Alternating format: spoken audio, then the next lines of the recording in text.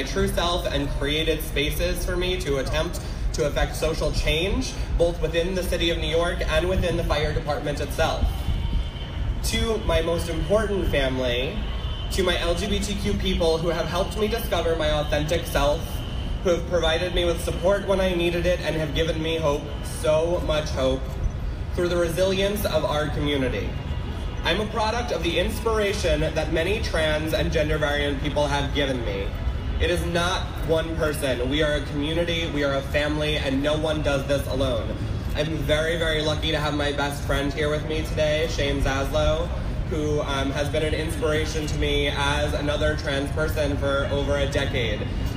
We've supported each other, and I think that's a representation of what it means to be part of this community, to support and uplift and uphold one another when you need it, and to celebrate each other's victories and mourn each other's losses.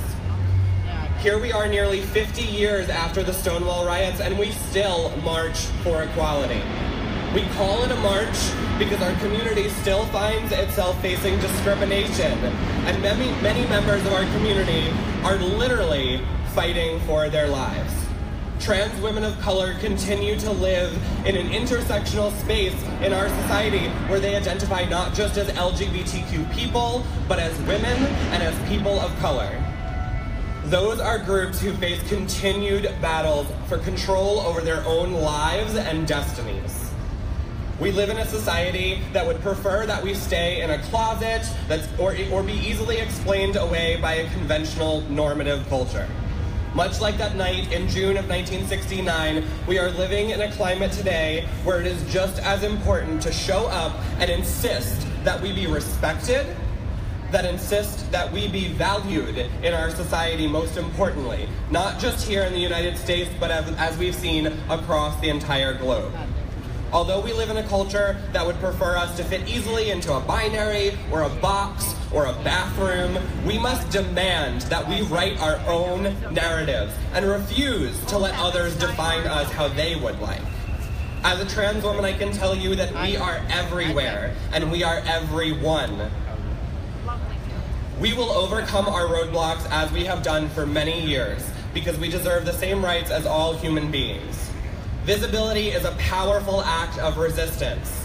As my mother once said to me, we are products of our own lived experiences. And had she not had a transgender child, she would be completely unaware of the issues that transgender people face. I wholeheartedly agree with that sentiment, and it has been and remains my hope that through being visible, we can humanize and demystify the experiences of our community for the entire world.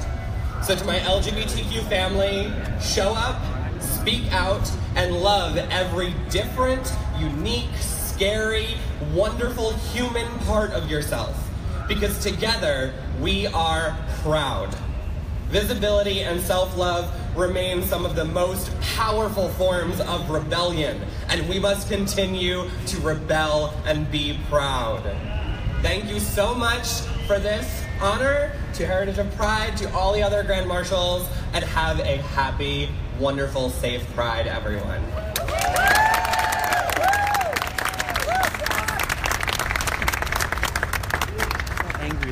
As the LGBT community starts to experience the rights that we have gained over the last few years come under attack in the current political environment, there's one organization that's on the front lines fighting for our civil liberties, and that's the ACLU. Representing our Grand Marshal of the ACLU today, I'd like to introduce James Esseks, Donna Lieberman, and the litigant for the Supreme Court case fighting for trans rights in schools, Gavin Grimm.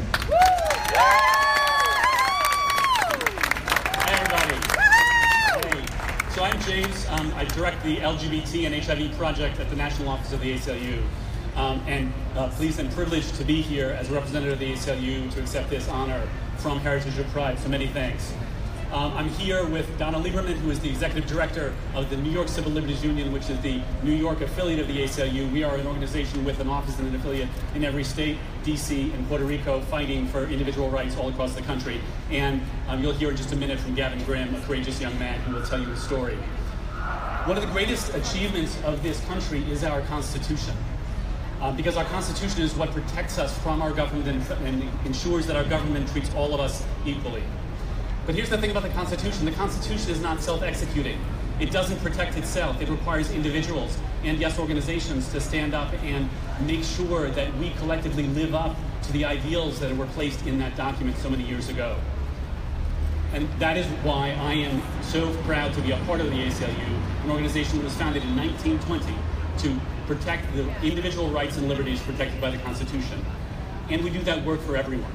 And that work includes, everyone here includes LGBTQ people, of course. The first LGBT rights case that we can find in ACLU archives is 1936, which quite frankly I think is kind of cool. And we have been fighting for LGBTQ people every day since then. The list of LGBT individuals that we have fought for and issues that we have struggled for is long. It includes transgender people and activists that we fought for in LA in the 1960s. It includes people fighting the military's ban on open service by LGBT people in the 1970s. It includes people fighting bans on adoption and foster parenting by states all around the country that we have gotten rid of one by one by one. It includes people fighting for the freedom to marry.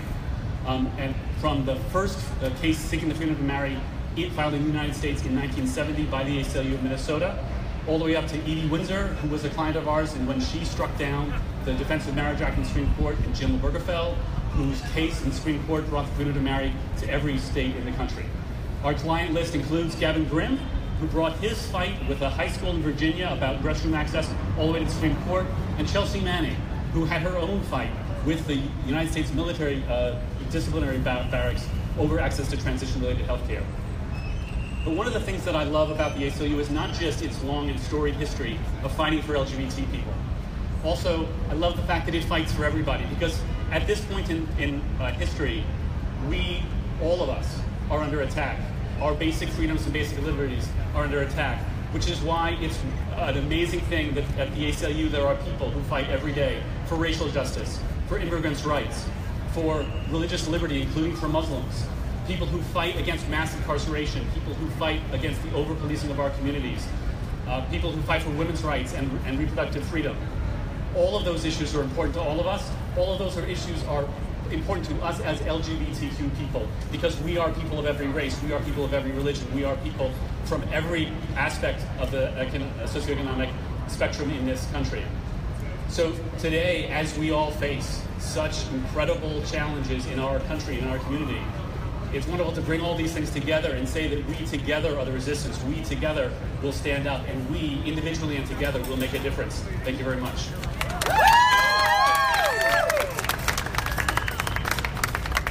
My name is Gavin Grimm, and I'm from Gloucester, Virginia.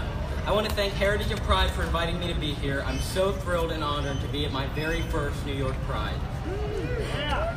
I never wanted the whole country to talk about which restroom I use. But since suing my school with the help of the American Civil Liberties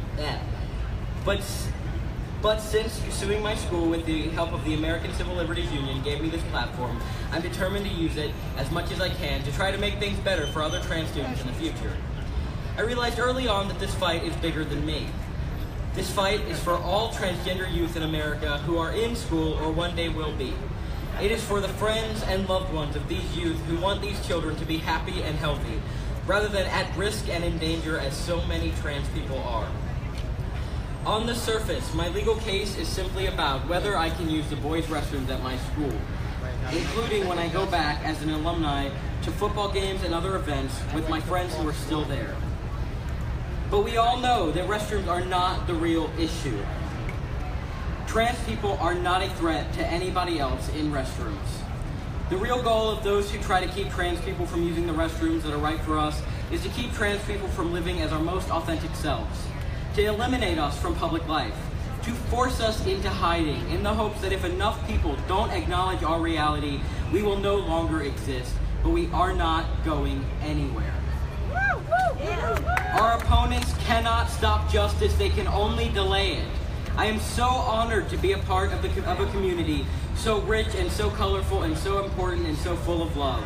I stand with you all and I love you all. Let's all go out there and change the world together. Happy Pride, everybody. Voy a cantar esta canción con mucho cariño de mi corazón. a la República Dominicana, la casa del merengue y la casa de la bachata.